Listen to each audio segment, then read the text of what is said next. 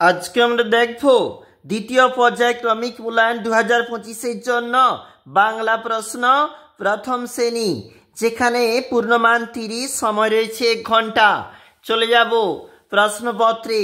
কোকিল এলো ময়নার কাছে, ওরা কাকের কাছে যাবে, তারপর একসাথে যাবে বাবুইয়ের বাসায়, সেখানে আছে ভোজের আসর, চড়াই এর মুখে ধানের শীষ। এইভাবে রয়েছে।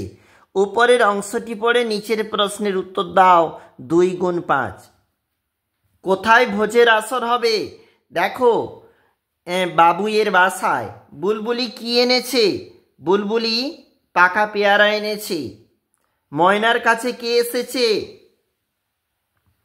কোকিল। কে কে একসাথে বাবুইয়ের বাসায় যাবে? উত্তরটা হচ্ছে কোকিল, ময়না, কাক। মাছ কে এনেছে? দেখো, মাছরাঙা এনেছে মাছ, তাহলে এখানে হবে মাছরাঙা। এটা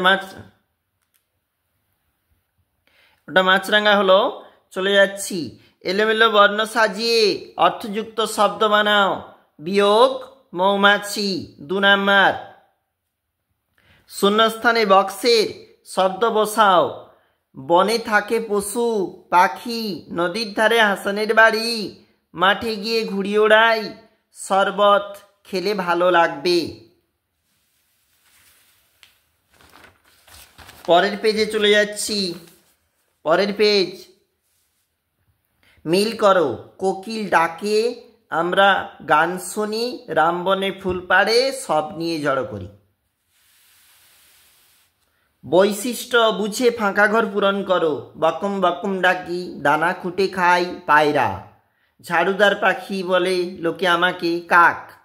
আমার মাথায় ঝুঁটি, বড় লেজে রঙিন পালক গোজা, নিজেরা করবে অবশ্যই।